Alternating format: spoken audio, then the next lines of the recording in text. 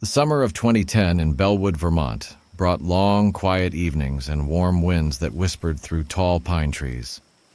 It was the kind of place where people knew each other's dogs by name, and no one thought twice about walking alone after dark. Nothing ever really happened there. That was part of the reason Eli Thompson's parents decided to leave him home alone for the first time. Eli was 13. Awkward, lanky, with a mop of curly brown hair and a mind full of video game soundtracks and spy movie lines. His older brother Mason was away at a summer sports camp in New York, and his parents, still in their early 30s, had plans for an overnight trip to a friend's lake house a couple hours away. They trusted Eli. He was responsible, smart, cautious. They handed him a $20 bill, kissed him goodnight, and told him to order from Tony's Oven, the family's favorite pizza joint just down the road. "Don't forget to tip, lock the doors, and call us if anything feels off," his mom said, while his dad gave him a quick pat on the shoulder. "Got it," Eli said, grinning. He watched their car disappear into the dusk and stood for a long moment on the front porch, just listening. The wind rustled through the trees. A dog barked in the distance. Somewhere, a porch swing creaked. The house was his, all his. He turned on every light downstairs, grabbed a cold can of soda, and switched on the PlayStation 2 in the living room. He was halfway into his third run of Shadow Protocol, blasting enemies and sneaking through digital corridors with a grin on his face. He was a spy, a hero, a kid with the world at his fingertips. By 9 p.m., hunger pulled him out of the fantasy. He paused the game and called Tony's. One large cheese pizza. The voice on the other end said it'd be there in about 20 minutes. Eli returned to his controller, nerves buzzing with anticipation. Not for the food, but for the thrill of being alone, in control. When the doorbell rang 15 minutes later, he jumped up, grabbed the 20 from the counter, and jogged to the front door. The man standing on the porch wasn't what Eli expected. He was older, late 30s, maybe 40s, with a long, unkempt beard and thick glasses. His black trucker hat was tilted low, and his flannel shirt looked too warm for the season. He held out the pizza box with one hand and a wrinkled receipt in the other. "Delivery for Eli?" the man said, voice rough and slow. "Yeah," Eli replied, reaching for the box and handing over the bill. "Keep 4. The man didn't smile. Instead, his eyes drifted over Eli's shoulder and into the house. Then casually, almost like a joke, he asked, "You alone tonight, kid?" Eli's heart stuttered. He'd been warned about questions like that. It was the kind of thing his parents would call a red flag. He hesitated, then said, "Nah, my dad's upstairs." The delivery man nodded slowly, his expression unreadable. "Nice house. Quiet street." Eli didn't answer. He took the box and change, closed the door, and locked it, deadbolt and all. He stood there a moment longer, frozen in place, eyes fixed on the front window. Nothing. Just the breeze, swaying the porch light. In the kitchen, he ate 3 slices, wrapped the rest in foil like his mom told him to, and shoved them into the fridge. But something felt wrong now. Something heavy.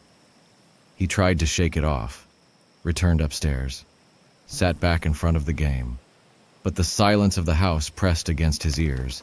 He muted the TV, suddenly aware of every sound, every floorboard creak, every tree branch brushing the siding. And then it hit him, for the first time in his young life. What if he wasn't really alone? It was nearly midnight when the doorbell rang again. Eli had been upstairs in his room playing another round of Shadow Protocol, still trying to convince himself that the delivery guy's question didn't mean anything, that the strange, lingering stare through the doorway had been his imagination. But now, hearing the doorbell at this hour, he froze. He paused the game, sat completely still, waited. The doorbell rang again. He got up, heart pounding, and walked slowly down the hallway. The lights downstairs were still on, casting a soft glow up the staircase. He stopped at the top step and called out, trying to keep his voice calm. "Mom? Dad?" Silence. Then a voice from the other side of the front door answered, not theirs. "Hey," the voice said. "I need help. Can I use your phone?" Eli's legs went cold. The voice wasn't aggressive, but it was strange, too calm, like someone trying to sound non-threatening on purpose. A tone that didn't match the situation. He didn't answer at first. His mind raced. Who would be knocking at midnight in a town like this? Why didn't they go to a neighbor's house? "Please," the voice said again, still quiet. "It's an emergency." Eli stepped backward, trying not to breathe too loudly. He didn't want to go near the door, didn't want to look through the window next to it. But something inside him made him glance, and that's when he saw the silhouette. A man stood outside, pressed close to the door, barely lit by the yellow porch light. Eli couldn't make out his features, but he could see the shape of his head, and he was staring, not just facing the door, staring up at him. Eli realized with a sinking horror that the man could see him standing at the top of the stairs. Then the man knocked. Not loud, just a slow, steady knock. Then again, and again. "Wait, please," the man said. "I just need help." Eli bolted up the stairs and into his parents' bedroom. It was the only room with a landline phone upstairs. He grabbed the phone, hands shaking, and dialed his mom's cell number. She answered on the second ring, her voice light with laughter and background noise. "Eli? What's up, honey?" "There's someone at the door," Eli whispered. "He says he needs to use the phone. He won't go away." The tone on the other end changed instantly. "What do you mean someone's at the door? I didn't open it, I think he saw me through the glass. He's just standing there. He's still there." She was silent for a second, then spoke faster. "Eli, listen to me. Go lock yourself in our room. Do it now. Your dad's calling the police." Eli did exactly what she said. Locked the door. Sat on the floor, back against the bed. His mom stayed on the phone, her voice steady but panicked underneath. "Did you answer him? Did he know you were alone?" Eli hesitated. I think the pizza guy earlier figured it out. He asked if I was alone." His mom cursed under her breath. "That's it. That has to be it. Just stay quiet, Eli. Don't talk unless you hear me or the police." Then Eli heard it. A quiet click, like a latch being undone. The side gate. He whispered into the phone. "He's going around, to the backyard." His mom told him to stay still, stay quiet. Don't turn on any lights. "The police are on their way. Just wait. Don't move." Eli crawled under the bed. He could barely breathe. Outside, the wind had died completely. The whole house seemed to hold its breath. Then came the sound of a window opening. Not a crash, no glass breaking. Just a smooth, deliberate sliding sound. The den. It had been cracked open earlier, just a little to let in some air. He had forgotten to lock it. The house had never felt so alive with silence. Eli lay under his parents' bed, clutching the cordless phone to his ear, barely able to breathe. On the other end, his mother's voice was tight with fear, repeating the same instructions over and over. "Stay hidden. Don't move. Don't speak unless you absolutely have to." Downstairs, something creaked. Not the old house shifting. Footsteps, slow, deliberate. The wooden floors betrayed every step. Eli whispered into the phone. "He's inside." He heard his mother scream something, not at him, but at someone else, probably his father or the police. Then her voice snapped back to him, sharper now, more urgent. "Do not make a sound. No matter what you hear, just wait for the police. They're close." Eli didn't respond. He couldn't. His throat was tight, his body frozen. The footsteps moved across the living room, slowly, then toward the staircase. One step, then another. The floor creaked with each one. He could hear it all, as if the house itself was amplifying every sound. He held his breath. Then nothing. Silence again. Eli prayed the man had gone the other way. Maybe toward the garage, maybe back outside. But then he heard it. Another creak, this time closer. The hallway. He was upstairs. Eli's body screamed to move, to run, to scream, but he didn't. He stayed still. The only thing separating him from whatever was out there was the lock on the bedroom door, and a few inches of wood and carpet beneath the bed. The doorknob rattled, softly at first, then harder. Eli squeezed his eyes shut. The knob jiggled again and then stopped. There was no voice, no banging, just silence. Then, knock, knock, knock.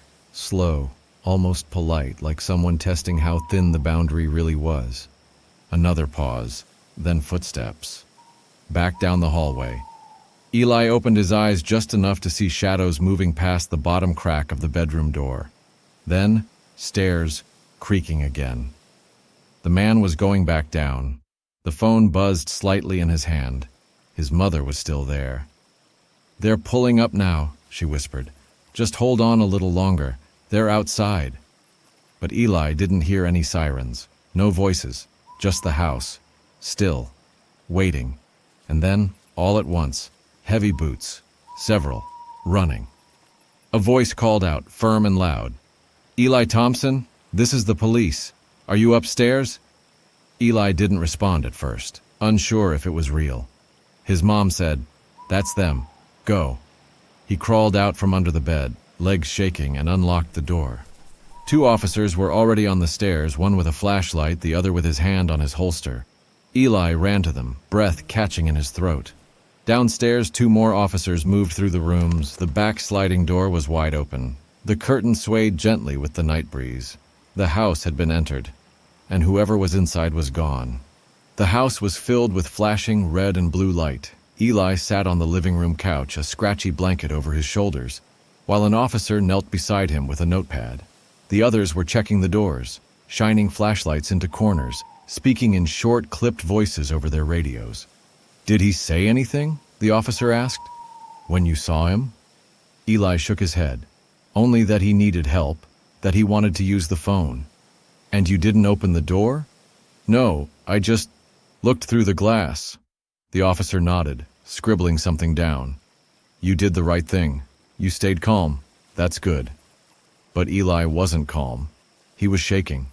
Not just from fear, but from something deeper. A sick feeling in his stomach that told him this wasn't random. The police searched the backyard and the side gate. They found footprints in the dirt. Not boot prints, bare feet, long toes, deep imprints, like the person had been standing still for a while.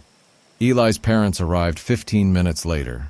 His mom ran in first, hugging him so tightly he could hardly breathe. His dad followed close behind, speaking quickly with the officers, demanding answers. But there weren't any. No signs of forced entry, no fingerprints, and nothing stolen. Just the open window, the footprints, and one other thing. When Eli was finally allowed to go upstairs to get a change of clothes, he walked into his bedroom and stopped cold. His game controller was sitting in the middle of the floor. He hadn't left it there. Worse, his computer was still on, but the screen had gone black. Not asleep, turned off, and taped to the side of the monitor, barely visible in the low light, was a yellow sticky note. Just 3 words. "Nice hiding spot." Eli backed out of the room. He didn't scream. He couldn't. The breath had left his body. A strange ringing filled his ears, as if the world had gone underwater. His legs carried him back down the stairs, where he grabbed the nearest officer by the arm and pointed wordlessly upward. The officer sprinted past him, hand already on his gun. Moments later, the room was swarming again. More flashlights, more voices on radios, more questions. Who had been in the room long enough to leave a note, and why hadn't they seen him? But there was no one upstairs, and no trace of how or when that note had been written. Later that night, long after the police had left and Eli had been moved to sleep on the living room floor near his parents, he stared at the ceiling and realized something. The note hadn't said "good hiding spot." It had said "nice," like someone who'd been watching him, admiring him. And for the first time, Eli wondered, was this the first night he'd been watched, or just the first night he noticed? Eli hadn't gone back into his room since the night of the break-in. The yellow note was now in an evidence bag on the kitchen counter, and 2 officers had spent over an hour dusting his bedroom. They found nothing. No prints, no DNA, no signs of forced entry, just silence, and the heavy feeling that someone had been inside, long enough to write a message. For 3 nights, Eli slept on the couch, but he didn't really sleep. The darkness in the living room was no better than the one upstairs. Every time the refrigerator hummed or the pipes shifted or the wind brushed the side of the house, Eli sat up straight, heart pounding. The man hadn't been caught. The police said they were increasing patrols. That didn't help, because Eli knew the watcher hadn't left. On the fourth night, something new happened. It started as a sound behind the walls. Not the kind of sound houses make. No creaking wood or settling foundations. This was different, faint, rhythmic, like someone breathing. Eli pressed his ear to the wall beside the fireplace. The sound stopped. He stayed still, trying not to blink. Then, a whisper. Not words. Just the sound of breath brushing through a small space. He jumped back. When he told his parents, they dismissed it. His mom said the anxiety was getting to him. His dad even pulled the couch away from the wall to prove there was nothing back there. Just old insulation and dust. But that night, Eli heard it again. And this time, it didn't stop. It moved. From one wall to the next. Like something crawling inside the house. Something slow, careful, watching. He covered his ears and whispered to himself, "It's not real, it's not real." Then the breathing stopped. Silence. And then, tap, tap, tap. 3 knocks from inside the wall. Eli froze. His body wouldn't respond. His eyes locked onto the wall as if it might open up and swallow him whole. Then the voice came, low, muffled, right behind the plaster. "You moved the couch." Eli ran upstairs, screaming for his parents. They came down, alarmed, but again, they found nothing. His dad knocked on the wall, pressed his ear to it, cursed softly under his breath. But there was no voice now. Just Eli, shaking, begging them to listen. Later that night, as he lay on a mattress in his parents' room, his mother whispered softly into his hair, "It's over now, sweetheart. He's gone. You're safe." But Eli knew she was wrong. He hadn't left. He'd just gotten closer. By the end of the week, Eli was barely eating. Every shadow felt like it had eyes. Every whisper of wind made him flinch. His parents had scheduled an appointment with a child psychologist. They were convinced it was trauma, stress, a vivid imagination. But Eli knew what he'd heard, what he'd felt. And he wasn't crazy. There was something in the walls.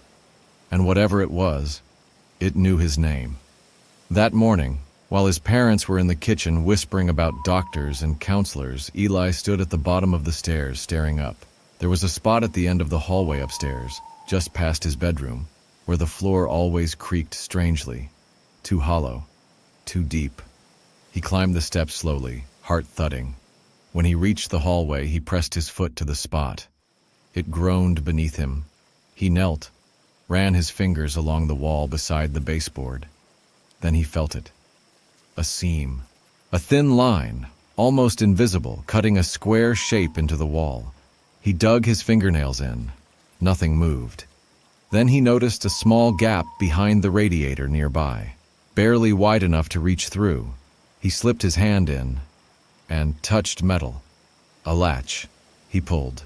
The wall clicked, swung open. Behind it, a narrow space. No wider than a closet, but deep and dark. Dust floated in the beam of light pouring from the hallway. Inside, old blankets, crumpled papers, a paper cup, a rotting apple core, and something else, a mattress, used, recently. Eli backed up, his hand over his mouth. He didn't scream, not until he saw what was drawn on the wall behind the mattress. Dozens of them, drawings, all of him, sleeping, eating, playing video games. From different angles, different moments, all in black marker. The last one, right in the center, was different. It showed him lying on the couch, and standing behind the couch, a figure with hollow eyes, smiling. Eli didn't sleep that night. He sat in the kitchen, arms wrapped around his knees, watching the hallway with wide, dry eyes. His parents had called the police again. This time they believed him. They saw the hidden room, the mattress, the drawings. 3 officers swept the house. 1 stood outside all night. They told Eli they were going to find out who did this, that he was safe now. But deep down, Eli knew he was still inside.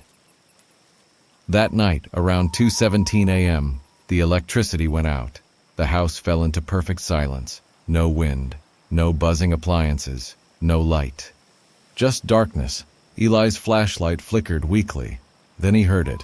The sound of footsteps, not on the floor, in the ceiling, slow, crawling. He backed away from the kitchen table and pressed himself against the wall. His heart pounded so hard it echoed in his ears. He turned the flashlight up, thump. Something landed in the hallway. The beam of the flashlight trembled in his hand as he stepped out from the kitchen, and there he was, the watcher. Standing barefoot on the wooden floor, dirty jeans, hooded sweatshirt, face hidden by a black cloth mask except for the eyes. Wide, pale, still. The man didn't move. He just watched. Eli tried to scream, but his voice cracked in his throat. He stepped back, but the man stepped forward. One step, then another. Then, his voice. "You moved the couch." Eli turned and ran. He sprinted to his parents' room, screaming. The door was open, but no one was there. The bed untouched, the windows open, and on the floor by the foot of the bed lay a piece of paper. Eli picked it up, hands shaking. It was a drawing of him, standing alone in the hallway. The words beneath it said, "You're finally ready." A noise behind him. He turned. The watcher was in the doorway, this time. He took off the mask, and Eli froze. It wasn't a stranger. It was someone he knew.